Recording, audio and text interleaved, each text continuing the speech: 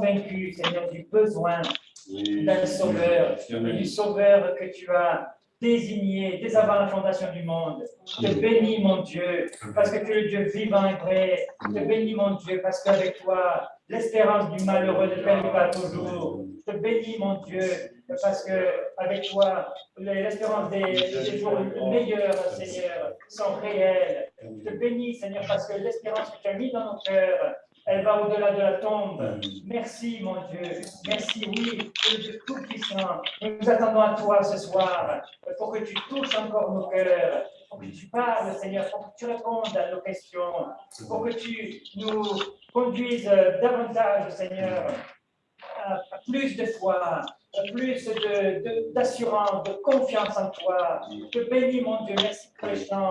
Merci pour ton peuple qui est réuni, Seigneur. Merci, Seigneur, de nous unir, Seigneur, pour voir ta gloire, parce que nous y croyons, Seigneur. Nous attendons à toi. Merci de bénir toute cette soirée, de bénir ton serviteur, cette parole qui sera annoncée, de bénir également les corps, Seigneur, pour la gloire de ton nom. Amen. Amen.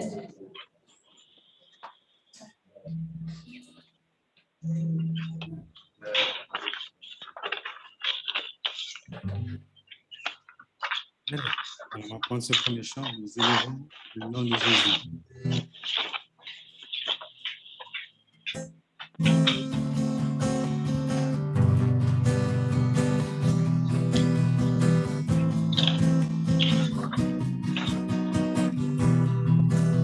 Nous élevons le nom de Jésus au-dessus de tout esprit méchant. Nous élevons le nom de Jésus, car c'est le nom du salut. Nous élevons le nom de Jésus, au-dessus de tout esprit méchant. Nous élevons le nom de Jésus, car c'est le nom du salut. Nous clamons sa victoire, à lui honneur, puissance et gloire. Il a remporté le combat, la mort a perdu ses droits. Nous élevons le nom de Jésus, au-dessus de tout esprit méchant. Nous élevons le nom de Jésus, car c'est le nom du salut.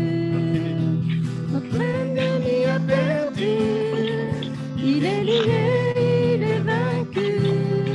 Jésus a détruit tous ses plans. Satan a perdu son rang.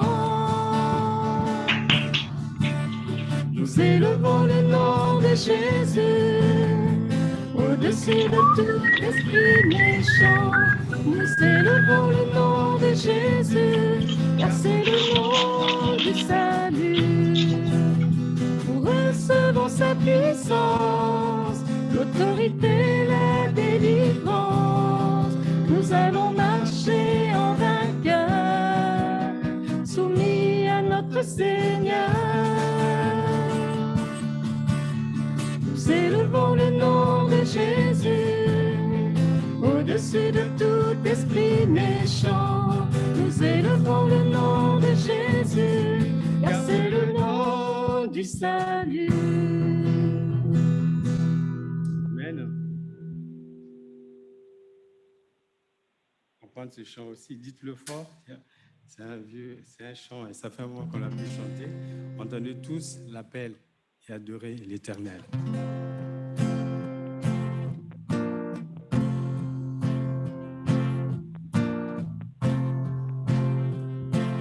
Entendez tous l'appel, adorez l'Éternel,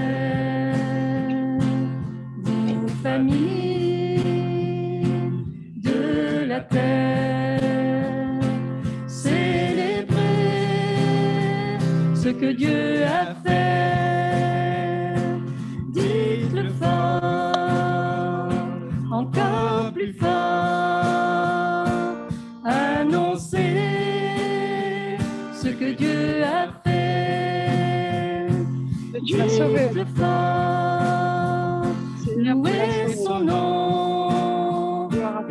terre se réjouisse. Réjouis-toi. Seigneur règne.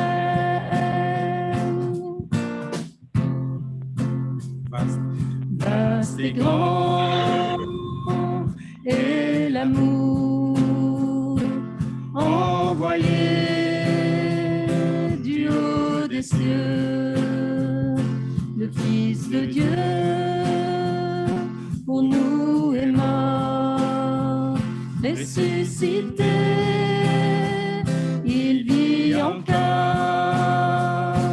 dites-le fort, encore plus fort, annoncez ce que Dieu a fait. Il nous a sauvés. Fort, louez son nom. Gloire à toi, Seigneur. La terre se réjouit. Réjouis-toi, planète.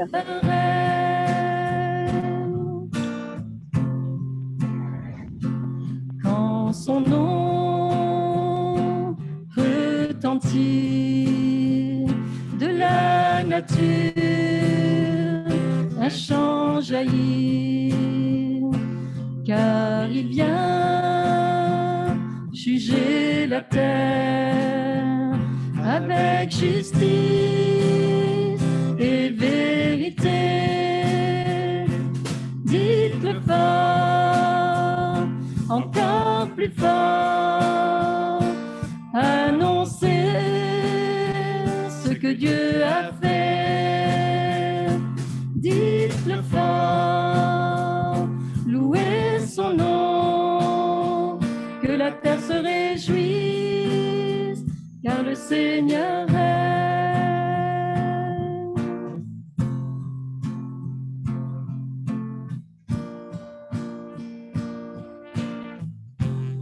Amen. Viens remplir ma vie. On prend un dernier chant avant de laisser la place. Seigneur, je sens que tu es là. Viens, Esprit Saint, inonde mon cœur. Amen.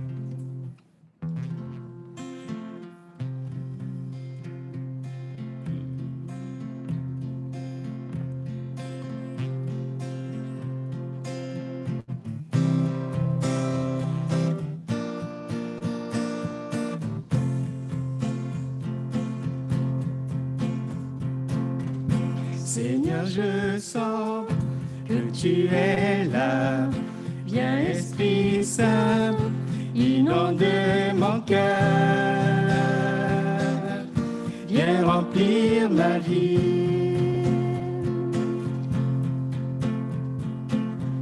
L'amour, la grâce coule sur moi. Seigneur, j'ai soif, soif de ta présence. Viens remplir ma vie. Seigneur, je sens que tu es là. Seigneur, je sens que tu es là. Viens, Esprit Saint, inonde mon cœur. Viens remplir ma vie. L'amour, la grâce. L'amour, la grâce coule sur moi. Seigneur, j'ai soif, soif de ta présence. Viens remplir ma vie. Viens par ta grâce me laver de tout péché. Inonde-moi de ton amour tout à nouveau. Je te cherche, te désire, j'ai soif de ta présence. Je te cherche, te désire, j'aime ta présence. Je te cherche, te désire. J'ai soif de ta présence. Je te cherche, te désire. J'aime ta présence.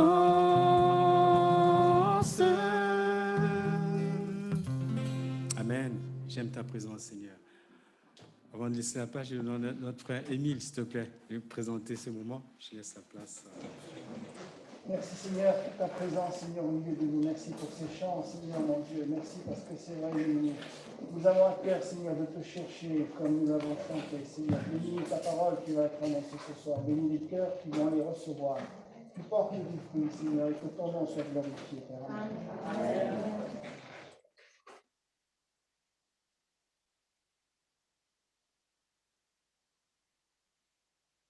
Bon? Oui, c'est bon.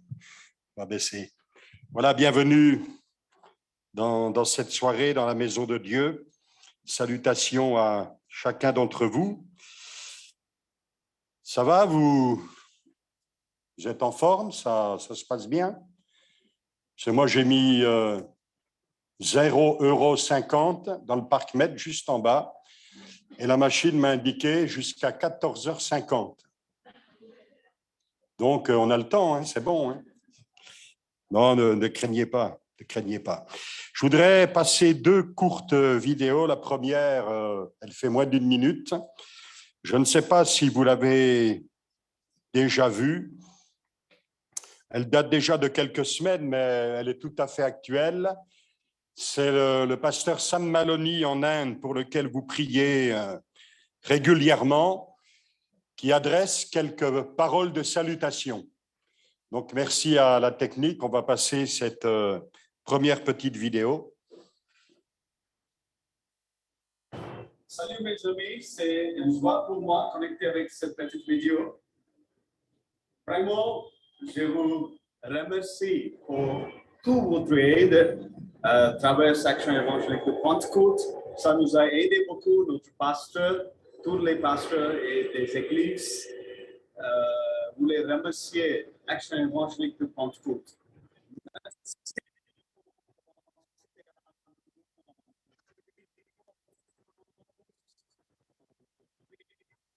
Pour les églises,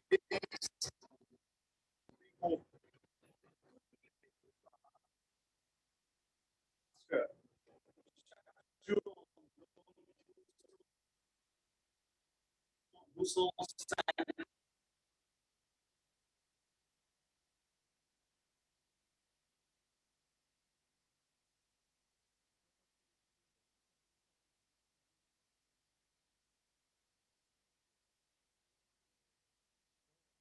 Problème avec Sam Maloney, enfin problème entre guillemets, c'est que il peut pas envoyer des messages trop longs parce que d'abord il y a Internet assez restreint et puis il peut pas non plus trop en dire parce qu'il est déjà assez dans le collimateur des autorités, de la police et puis des militaires.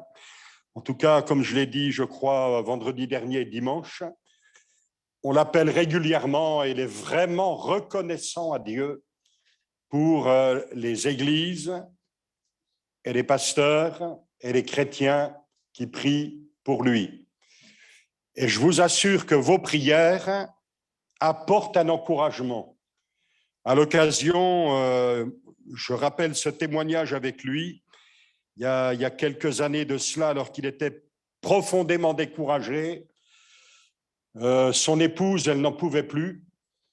La pression des autorités, se rendre régulièrement au poste de police pour eux-mêmes ou pour d'autres, parce que quand vous avez presque 200 pasteurs à gérer et avoir ce genre d'ennui, c'est pas simple. Des fois, c'est des heures et des heures et des jours de bus ou de train, donc c'est pas simple. Et ce jour-là, Sam Maloney, avec son épouse et leurs 2 enfants, ont décidé de partir. Ça y est, notre ministère est terminé. Quelqu'un d'autre va prendre le relais. Et à ce moment-là, alors que la valise était à la main, le téléphone a sonné. Et quand il a décroché, un pasteur de France lui a dit « Sam, j'ai une parole de Dieu pour toi. » Voilà, ce matin, de bonne heure, avec quelques chrétiens d'église, on a prié pour toi comme on le fait habituellement. Et le Seigneur te dit, reste à ta place. Quand vous avez la valise à la main et que le Seigneur vous dit « reste à ta place », qu'est-ce que vous faites? Ben, vous restez à votre place. Gloire à Dieu. Mais ça, c'est aussi le résultat de la prière. On va passer la deuxième vidéo. Je pense que ça fonctionnera mieux. J'espère. Merci à la technique.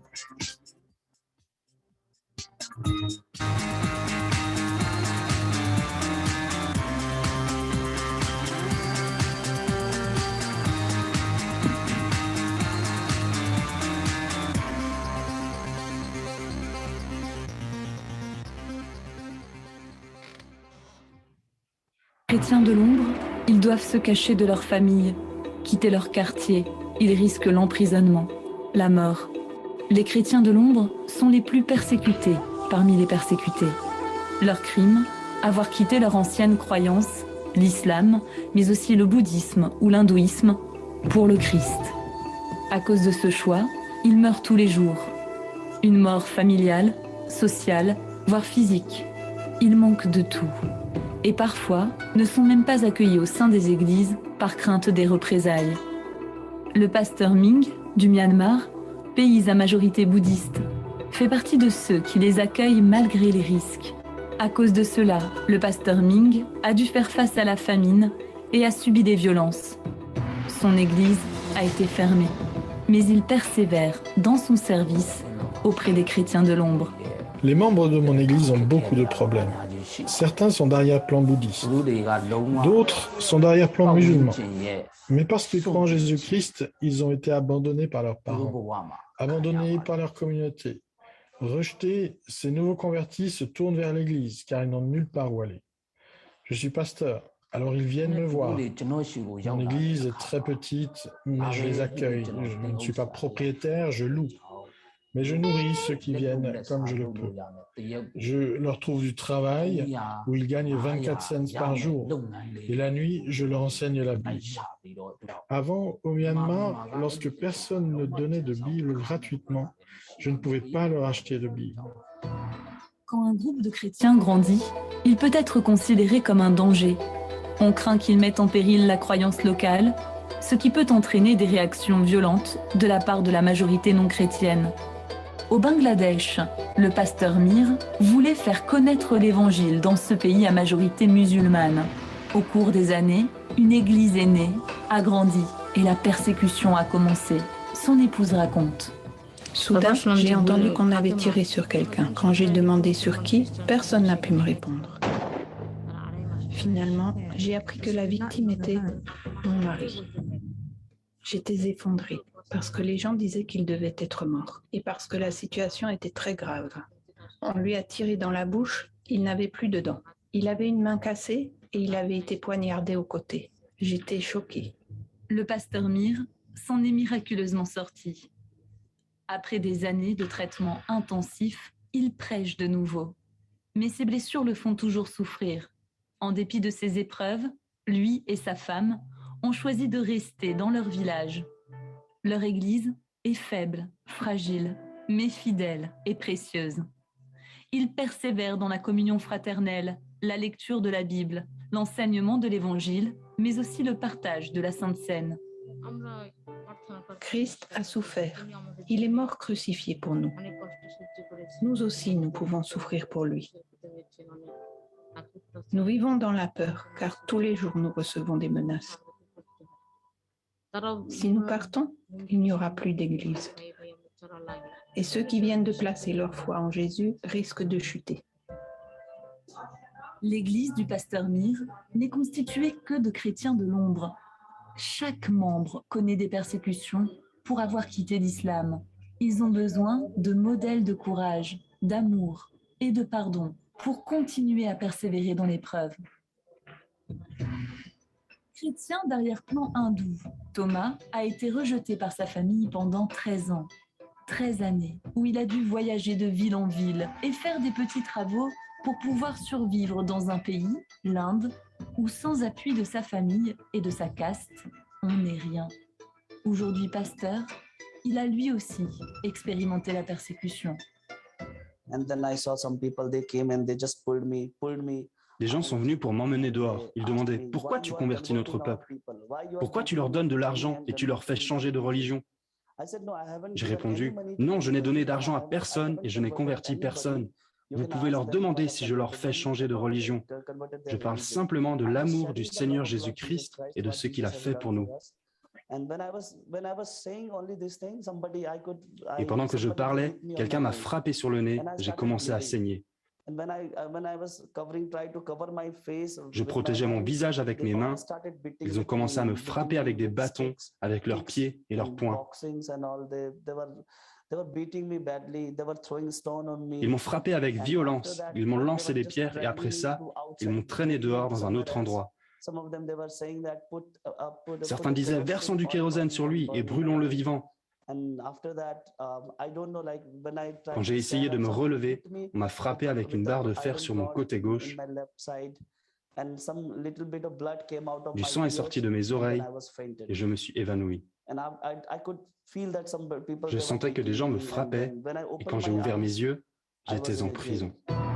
À l'instar des pasteurs Ming du Myanmar et du pasteur Mir du Bangladesh, Thomas a décidé de persévérer et d'imiter Jésus en pardonnant à ses persécuteurs pour que d'autres puissent trouver l'espérance au travers de l'Évangile.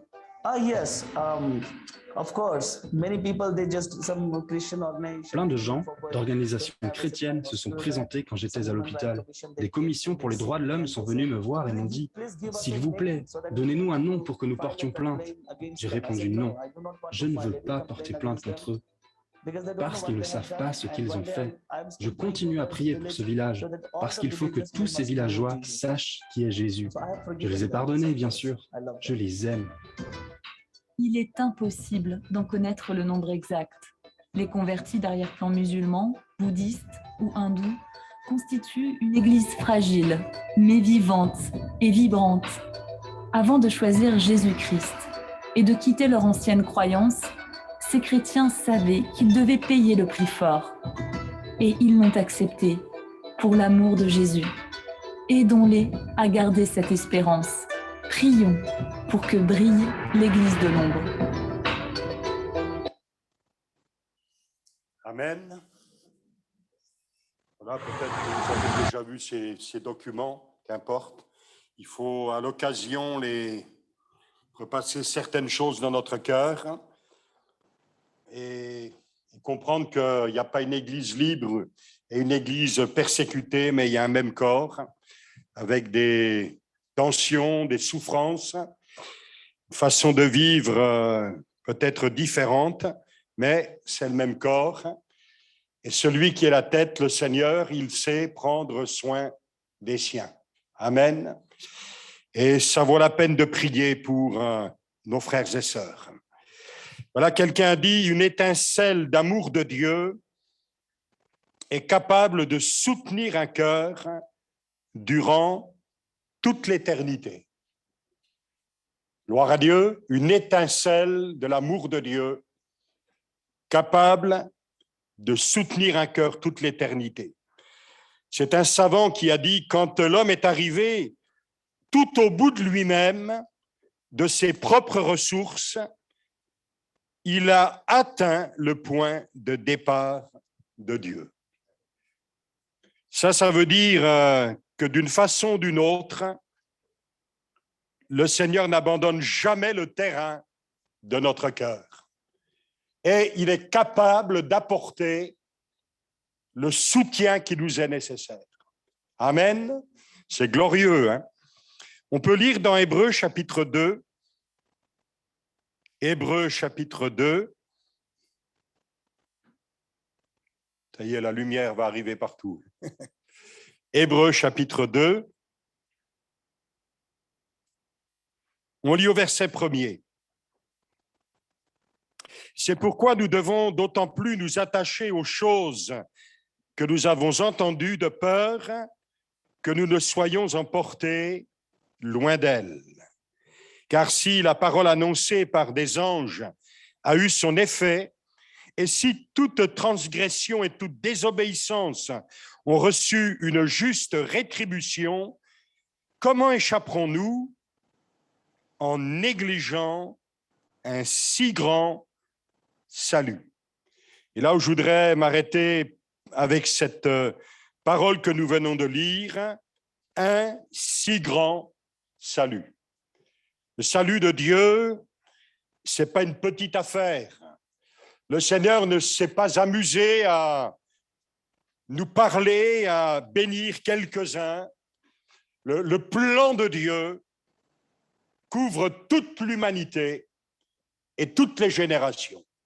Et aujourd'hui encore, partout, eh bien, cette parole retentit qui concerne, comme le dit l'Écriture, un si grand salut. Il y a un texte dans l'Évangile, quand la Bible parle des disciples qui étaient dans la barque, selon l'ordre du Seigneur, la Bible dit, il s'est élevé un grand vent, et puis ils ont été confrontés à une grande tempête. Mais celui qui parle d'un si grand salut les a aidés, les a secourus. Ça veut dire aussi ce soir pour nous dans ce lieu de réunion, parce qu'on peut toujours parler d'ailleurs, on peut toujours penser évidemment que le problème de l'un et de l'autre, il est tellement plus important que le mien, que je me demande même si le Seigneur va me voir, va me faire un signe. Non, le Seigneur est capable de s'occuper de chacun d'entre nous. Tu n'es pas insignifiant au regard du Seigneur. Et ta vie de tous les jours, ça l'intéresse. Ça intéresse Dieu. Gloire au Seigneur. On l'a expérimenté tous, nous, d'une manière ou d'une autre. Notre façon de vivre, ce qui nous arrive, ça l'intéresse. Si vous lisez à peine plus loin, au chapitre 4, la Bible dit au verset 14, « Ainsi, puisque nous avons un grand souverain sacrificateur qui a traversé les cieux, Jésus, le Fils de Dieu, demeurons fermes dans la foi que nous professons. » Voilà, restez bien ancrés, bien solides, ou encore, pour reprendre un terme biblique, bien enracinés dans le Seigneur. Car nous n'avons pas un souverain sacrificateur qui ne puisse compatir à nos faiblesses. Au contraire, il a été tenté comme nous en toutes choses, sans commettre de péché. Et cette parole de l'Écriture nous invite, nous exhorte, nous encourage au travers du verset 16. « Approchons-nous donc avec assurance du trône de la grâce afin d'obtenir miséricorde et de trouver grâce pour être secourus dans nos besoins. » Amen. Gloire à Dieu. Vous avez le droit de dire Amen, hein. C'est pas interdit, même le mardi. Hein. Je me souviens de cette sœur à Nancy, une sœur, je veux dire, elle parlait pratiquement jamais de conditions vraiment très, très modestes. Mais elle a vécu de belles choses avec Dieu. Et si on ne prenait pas le devant de lui demander quelques-unes de ses expériences, on passait à côté de choses magnifiques que le Seigneur avait fait dans sa vie et dans sa maison. Et je me souviens du témoignage qu'elle nous a donné un jour concernant de l'un de ses bébés, ou tout jeune enfant, qui a attrapé une fièvre, une mauvaise fièvre, de telle manière qu'elle a été amenée à le veiller nuit après nuit. Et quelle angoisse pour cette maman de veiller des nuits pour ce bébé, sans voir la fièvre diminuer. Et évidemment, nuit après nuit, eh bien, elle s'est trouvée complètement épuisée. Que faire? Alors un soir, au lieu de veiller une nouvelle fois autour du lit du bébé, elle a dit « Seigneur, j'en peux plus. Prends le relais. J'ai besoin de dormir. Occupe-toi de mon enfant. » Et cette femme s'est mise à dormir. Le lendemain, quand elle s'est réveillée, il y avait un peu d'agitation dans la chambre où elle se trouvait à côté de l'enfant. L'enfant était assis dans le lit en train de jouer. La fièvre avait complètement disparu et l'enfant était complètement guéri. Et la maman, donc, oui, un jeune enfant, là, la maman a entendu l'enfant lui dire « Mais maman, qui c'étaient ces personnages autour de mon lit pendant la nuit qui jouaient de la musique ?» Et ça m'a fait du bien. À votre avis, qui c'était? Quand on demande au Seigneur, alors qu'on est arrivé au bout de nos ressources, de prendre le relais, ben je vous assure, le Seigneur le fait. Et c'est vrai qu'il ne permet pas que nous soyons tentés au-delà de nos forces. Et quand on regarde dans l'Écriture, comme vous le faites, les habitués à lire la parole de Dieu, vous connaissez tant d'histoires vraies, et peut-être quelqu'un est là à découvrir depuis peu de temps ce que dit l'Écriture. Je vous assure que de lire ces textes, ça nous fortifie dans la foi. Parce que le Seigneur, il n'a pas permis que certaines choses arrivent pour nous amuser, parce qu'on ne savait pas quoi faire d'autre. C'est pour nous soutenir dans les combats que nous avons à mener. Parce que la vie, pour personne, n'est facile. Et quand on lit l'Écriture, dès le départ, je veux dire, dès la chute de l'homme, Dieu avait déjà prévu un moyen de salut. C'est formidable, ça. Et quand on lit même certaines paroles, quand c'est écrit que dès avant la fondation du monde, Dieu avait déjà prévu le sacrifice qui apporterait le salut aux hommes. C'est pas glorieux, ça? C'est quand même pas pour que le Seigneur nous laisse tomber 5 minutes après. Je ne sais pas si quelqu'un en particulier ce soir a besoin d'entendre cette parole, mais c'est comme pour chacun d'entre nous. L'œuvre qu'il a commencée, il la mènera à bien. Il la mènera à bien. Il ne fait pas les choses à moitié. Le Seigneur, il ne tombe jamais en panne. Non, lui, il ne fait pas grève, le Seigneur. Il n'a pas de revendication. Le Seigneur, il est fidèle. Il va même jusqu'à dire, dans l'épître de Jacques, qu'il est capable de nous donner sans calcul. C'est-à-dire que Dieu ne réfléchit pas à savoir ce que ça va lui rapporter. Il n'a besoin de rien, ni de personne. Il est suffisant. Et il aime donner. Il aime faire du bien. Il aime bénir celles et ceux qui s'approchent de lui.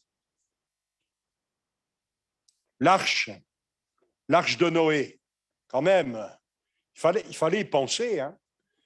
Il n'y avait jamais plu. Noé va construire pendant des dizaines d'années un bateau. On n'avait jamais vu ça. C'est quand même formidable. Et selon la parole de Dieu, eh bien, oui, l'orage, la tempête est venue. Le jugement est venu. Mais Noé et les siens qui sont entrés dans l'arche se sont trouvés dans une parfaite sécurité. Dieu avait pourvu un moyen de salut pour ce temps-là. Si on lit un petit peu plus loin, toute l'histoire, quelquefois un petit peu ardue à lire, des divers sacrifices. Mais là aussi, on s'aperçoit par anticipation que le Seigneur avait prévu l'ultime sacrifice en Jésus-Christ. Et tous ces animaux sacrifiés, victimes innocentes, à la place de l'homme coupable. Mais ça nous parle d'un si grand salut. Ça nous parle de la bonté de Dieu. Ça nous parle de la sagesse de Dieu. Ça nous parle de cet amour infini, extraordinaire. Oui, déjà les sacrifices, c'est la bête innocente sur laquelle on charge son péché, qu'on fait fuir dans le désert, et d'autres qu'on sacrifie. C'est l'innocent qui paye pour le coupable. Et la Bible dit que Jésus est venu. L'apôtre Jean parlera de Jésus comme de la victime expiatoire. Celui qui n'avait jamais péché a été fait péché, dit la parole de Dieu. C'est quand même pas un salut minus, rapiécé. La Bible a raison de dire un si grand salut et de nous encourager, de nous exhorter à ne pas négliger ce si grand salut. Le serpent d'airain, vous avez entendu parler du serpent d'airain avec Moïse, là dans le désert, alors que le peuple désobéissant, chacun est mordu par ces petits serpents venimeux. Et la Bible dit qu'ils tombent tous l'un à l'autre, des enfants, des adultes, des vieux, des plus jeunes. Et suite à l'intercession de Moïse, au cri, le Seigneur donne une solution, ce serpent brûlant, serpent d'airain, qu'il doit élever. Et voilà que chacun qui regardait au serpent comme recommandé, était sauvé du poison. Partout dans la Bible, il y a des histoires de salut, adaptées à la situation que l'homme traverse. Et notez bien, pour l'histoire du serpent d'airain, qu'il fallait regarder à ce serpent suspendu. Et évidemment, là encore, par anticipation, quelle image de celui qu'on va crucifier entre les deux brigands, celui qui sera élevé de la terre et qui va permettre à tous les hommes de s'approcher avec assurance du Dieu vivant et vrai, celui qui a été maudit à notre place. C'est à lui qu'il faut regarder. Si là, dans le désert, ils s'étaient regardés les uns les autres, ils mouraient. S'ils avaient même seulement regardé à Moïse, ils mouraient. Si ils avaient regardé ailleurs qu'au serpent, pas de salut. Et le salut ne se trouve qu'en Jésus. C'est lui le sauveur. Et ce soir, si tu regardes vers lui, si tu lui fais confiance, alors le Seigneur te bénira et t'accordera ce qui manque à ta vie. Rahab, la prostituée, quelle foi simple et en même temps formidable. Quand les espions repartent, elle dit, mais est-ce que vous pouvez vous souvenir de moi? Eh bien, tu vas tendre un fil rouge. Et la Bible dit, dans la foi, cette femme a tendu ce fil rouge de sa fenêtre. Et les murailles sont tombées.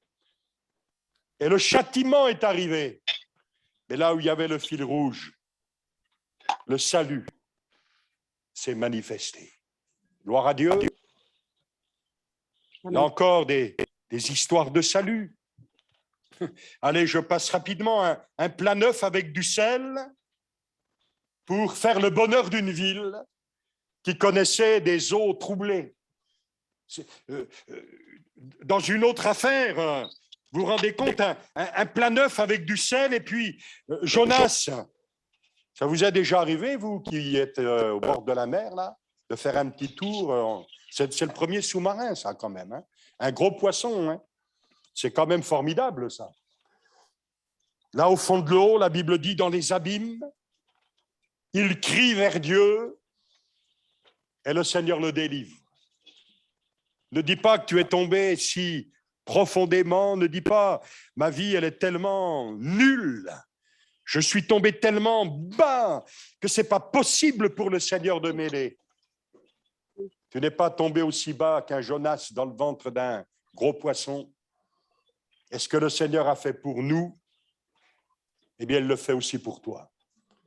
Et si tu cries à lui, du sein de ta détresse, le Seigneur entendra ta voix, il te délivrera, il te sauvera, et la Bible dit, tu le glorifieras. Gloire au Seigneur. Amen, ne laisse pas amen, l'abîme t'impressionner, mais laisse le Seigneur, lui, t'impressionner pour recevoir ce qui vient de sa part. Amen. Vous avez entendu parler de l'histoire d'Esther dans la Bible? C'est une belle histoire quand même. Hein? Cette jeune fille, une belle jeune fille, ne pouvait pas imaginer qu'elle serait choisie pour devenir reine. Oh, Comment le Seigneur, dont on ne cite même pas le nom dans ce livre, a mis les choses en place pour que son peuple, plutôt que d'être exterminé, ait la vie sauve et soit vainqueur. Il faut être le Seigneur pour organiser tout ça. Mais il s'est servi de cette jeune fille et de sa parenté qui lui a dit, mais si tu ne fais pas l'œuvre de Dieu, de toute façon, le salut il arrivera autrement. Hein. Toi, tu vas y perdre. Mais de toute manière, Dieu est déterminé à sauver son peuple. Frères et sœurs, ça nous parle aussi, ça. Dieu est déterminé à bénir votre ville, votre région, vos villages, vos rues, l'endroit où vous habitez. Mais souvenez-vous de ce qu'il a fait dans votre vie. Ça veut dire qu'il est capable de le faire pour tant d'autres, même si ce n'est pas simple aujourd'hui.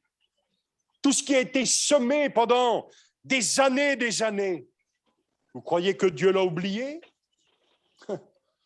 Ma femme me disait dans la voiture, tiens, il y a une sœur, c'est une sœur de Bastia, Janinette, peut-être vous la connaissez pour quelques-uns, son mari qui voulait entendre parler de rien, mais il a témoigné devant tout le tribunal de la foi de sa femme. Il est en train de se passer quelque chose dans son cœur. Comment c'est possible, ça? Parce qu'une semence a été plantée et Dieu fait lever la semence. Il y avait une comtesse allemande, je me souviens de cette histoire-là. Elle, une femme, une incrédule, une hautaine, une noble. Oh Dieu, tout ça, c'est des balivernes. Arrêtez de nous ennuyer avec ces contes de fées, ces histoires pour endormir les enfants. Elle dit, non. Puis, pour prouver vraiment son autorité, elle a dit, mais quand je serai morte, pour que vous soyez sûr qu'il n'y a pas de résurrection, vous allez mettre des chaînes aux quatre coins de ma tombe. Et le Seigneur, jamais il fera bouger mon tombeau. Pauvre bonne femme. Une petite graine s'était logée entre la plaque et le cercueil. Petite graine de rien. Mais avec le temps, la petite graine, elle a germé, elle a poussé. C'est comme l'herbe avec le goudron. C'est formidable, ça. Un petit brin d'herbe, ça vous bouge le goudron. Nous, quand on veut bouger le goudron, il faut transpirer. Hein. Quand il y a la vie, quand le Seigneur a décidé, quand lui veut faire bouger les choses, eh bien, il peut y avoir 1000 incrédules. Eux, ils resteront à leur place et le Seigneur il fera son œuvre. Ça vaut la peine de se confier en Dieu et de travailler pour lui et avec lui. Alors, ce que je viens de citer là, c'est tellement fou. Comment un morceau de fer suspendu dans le désert, ça sauve des gens qui devraient mourir du poison. C'est fou, ça. Comment une femme, jeune femme, qui devient reine, au moment où il fallait, apporte le salut à son peuple. C'est fou, ça. Comment un plat neuf avec un peu de sel, ça purifie une source. Je veux dire, vous mettez du sel, ça va être encore plus amer. Comment, pour un plat empoisonné, un peu de farine, ça change le mauvais plat en un bon plat. Vous voulez une recette? Il y en a une dans la Bible. Tout ça, c'est fou, c'est fou. C'est pas possible. Mais la Bible dit partout, là aussi, que l'évangile, c'est une puissance de Dieu pour celui qui croit. Mais pour l'incrédule, celui qui ne veut pas croire, celui qui veut fermer les yeux, fermer ses oreilles, celui qui dit tout le temps, une autre fois, la Bible dit, c'est une folie. Mais il ne se passe rien dans sa vie. Est-ce qu'il se passe des choses dans ta vie? Est-ce que tu vis des expériences avec Dieu? C'est ça aussi un si grand salut. C'est que dans les affaires de notre vie, eh bien, le Seigneur manifeste sa grâce. Et que ce soit dans les détails ou que ce soit dans des événements qui nous semblent plus importants, plus dramatiques, eh bien, le Seigneur, il est à l'œuvre. On peut lui faire confiance. Je me souviens, quand avec Paul et Tori, on s'est retrouvés à Cuba, dans la maison du président des Assemblées de Dieu. Il y a Irma qui arrivait. Vous savez qui c'était, Irma? C'était le gros cyclone qui arrivait. Wow, wow. Moi, j'ai toujours voulu voir un cyclone, mais là, j'ai été servi, je vous le dis. Wow. Sauf que là-bas, je suis tombé malade d'une infection urinaire vraiment très ennuyeuse. J'étais à plat complètement. Et puis, avec les frères, on décide de me faire des examens à l'hôpital dans lequel la sœur chrétienne était chef de service dans le domaine qui m'intéressait. Donc, j'ai fait toutes sortes d'examens. Et puis, à l'échographie, une infirmière, elle passe ses engins. Bon, elle a vu que je n'étais pas enceinte, mais elle a dit, vous avez des cailloux. Je dis, vous êtes sûr que c'est des cailloux? Ça ne serait pas des pépites d'or? Elle m'a dit, non, si c'était des pépites d'or, je vous aurais déjà ouvert le ventre. Donc, j'avais mes cailloux, ça faisait mal et tout. Et puis, ils m'ont dit, apprêtez-vous à souffrir encore plus. Et puis, Paul et Tori, pour m'encourager, me disaient, moi, ça m'est arrivé souvent, je t'assure, tu vas être par terre, tu vas te traîner à genoux. Je dis, lui, au moins, il a un ministère d'encouragement formidable, vous voyez. Enfin, tout le monde me disait, tu vas... Wow. J'attendais, puis rien n'arrivait. Et finalement... revenu en France après le cyclone, 5 jours après, on a fait 5 jours de plus, vous voyez. Je refais des examens, et là où je fais les examens, le radiologue, un médecin et tout, il me demande, vous venez d'où, vous faites quoi? Je lui dis, voilà, moi je suis pasteur, et puis à l'occasion, je fais des missions, là je reviens de Cuba et tout. Et puis il me dit, moi, j'habite pas loin de la rue, là. Vous savez, la rue où il y a la secte. J'ai dit, oui, je suis le pasteur de la secte. Le gars, il a fait une tête. Mais, grâce à Dieu, alors que j'avais quand même quelques examens de Cuba, et vous savez, à Cuba, ce n'est pas les derniers au niveau de la médecine. Donc, j'étais arrivé avec mes documents, mais c'était en espagnol, le gars, il ne comprenait pas, puis moi, pas beaucoup non plus. Puis le gars, il revient avec les examens français, là. Mais il dit, mais je ne sais pas, mais je vois rien, il n'y a plus rien. Le Seigneur avait posé sa main. Gloire à Dieu. Il peut s'occuper de nous dans les moindres détails. Maintenant, on comprend bien ce soir, et je voudrais bien sûr terminer avec ça. Un si grand salut, c'est quand même l'histoire de celui qui est venu du ciel, qui a traversé le ciel, qui est venu habiter sur la terre des hommes. La Bible dit qu'il s'est dépouillé de son égalité avec Dieu le Père. Il est devenu semblable aux hommes. Il a marché sur une terre de ténèbres, confronté aux besoins des hommes, besoin au niveau de la santé, besoin au niveau de l'encouragement. Les démons sont venus le tenter, le diable a essayé de le faire chuter de toutes sortes de manières. Il a été agressé, sa famille n'a pas cru en lui, même sa mère a dit, mais il est fou, qu'est-ce que c'est de tout ça? Et le Seigneur est allé traverser tout cela pour se retrouver dans un jardin où la Bible dit, là tous l'ont abandonné et finalement s'est retrouvé condamné à la fois par les politiques, les religieux. On s'est débarrassé de celui qui faisait du bien et on l'a crucifié entre les deux brigands, probablement pour faire passer le message. Celui du milieu, il est pire que les autres. Même les deux brigands se battaient entre eux concernant Jésus. L'un a cru en lui, l'autre l'a dédaigné. Et puis le Seigneur a rendu son esprit au Père qu'il avait envoyé. On l'a descendu dans le tombeau d'un autre. Et le 3e jour, il est glorieusement ressuscité afin de justifier la foi de ceux qui croiraient en lui. Un si grand salut. Est-ce que vous auriez pensé à ça, vous? Ce n'est pas possible de penser à cela. Comment Dieu a organisé les choses afin que, comme nous pouvons rappeler cette parole, quiconque va croire en lui passera des ténèbres à la lumière, goûtera l'amour de Dieu, aura l'assurance du salut, traversera même des dangers, des conflits. On a vu quelques exemples de l'Église persécutée, restera debout jusqu'à la fin, parce que ce si grand salut, quand il vient pénétrer le cœur d'un homme, d'une femme, d'un jeune, d'un moins jeune, c'est une vie extraordinaire qui vient. C'est une vie sainte, c'est une vie puissante, c'est la vie éternelle.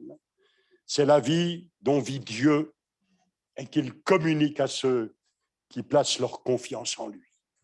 Alors ce soir, est-ce que tu as besoin de venir à lui simplement? Si tu n'es pas encore sûr du salut, viens à lui. Reconnais qui tu es devant lui. Abandonne-lui tes péchés. Dis, c'est vrai, je suis cet homme-là, cette femme-là. Je n'y arrive pas par moi-même. Seigneur, pardonne-moi, sauve-moi. Et le Seigneur va le faire. Si quelqu'un a trébuché, le Seigneur va te prendre par la main. Et si tu es déterminé à le glorifier, il va te relever, te fortifier. Et si tu es quelqu'un qui traverse un temps vraiment difficile, tu vois pas l'issue, tu sais pas comment ça va se terminer, souviens-toi, un si grand salut, adapté à tout. Mais le plus beau, c'est le salut dans notre âme. L'assurance du salut. Quels que soient les événements, on sait où on va. Vous savez où vous allez? Alléluia. Quand je pense à toutes celles et ceux qu'on a placés dans des comas artificiels suite à la Covid, qui n'ont pas eu le temps de réfléchir, de penser, quoi que ce soit, pas de visite, personne, sont entrés dans l'éternité par milliers, dizaines de milliers. On sait que Dieu peut atteindre des gens même dans cette situation. Mais vous ne trouvez pas que c'est dramatique? Dramatique. On ne peut pas être là pour leur donner une parole. Il y a un Jean-Bas, Vincent a pu le visiter, je crois hier matin, il va un peu mieux. On espère que cet homme, le papa Jean-Bas, va complètement saisir ce que Dieu veut lui donner. Et ça, c'est vrai pour tant d'autres, tant d'autres, tant d'autres. Oui, ce que Dieu a fait dans notre vie, il veut le faire dans la tienne. Et nous qui l'a aidé si souvent, il va t'aider dans ta situation parce que Dieu n'a pas changé. Vous l'avez compris, le Seigneur? Seigneur, merci pour ta présence. Merci pour ta grâce. Oui, tu es le Dieu du salut. Et dans ta parole, nous lisons tous ces textes et nous sommes encouragés et nous pouvons dire que pour chaque situation, tu avais prévu quelque chose d'adapté. Et même ta parole dit que ton secours est opportun. Et c'est vrai que le plus grand, le plus beau, le plus magnifique, c'est quand nous te donnons notre vie, notre cœur, et que tu changes les choses pour toute l'éternité.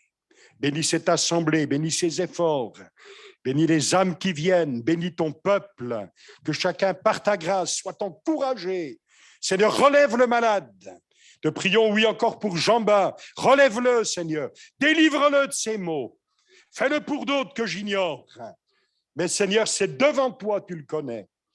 Encourage ton peuple. Fais grâce à chacun. Père Céleste, au nom de Jésus, je te prie ce soir. Merci de manifester ta bonté pour la gloire de ton nom. Amen. Amen. Gloire à Dieu. Un grand merci pour votre accueil, pour votre générosité, pour votre patience avec moi et avec mon épouse, bien sûr. Que Dieu vous bénisse. On ne sait pas demain ce que l'avenir nous réserve, mais on a un avenir glorieux dans le Seigneur. Amen. Que Dieu soit béni. À qui je donne la suite? Bienvenue.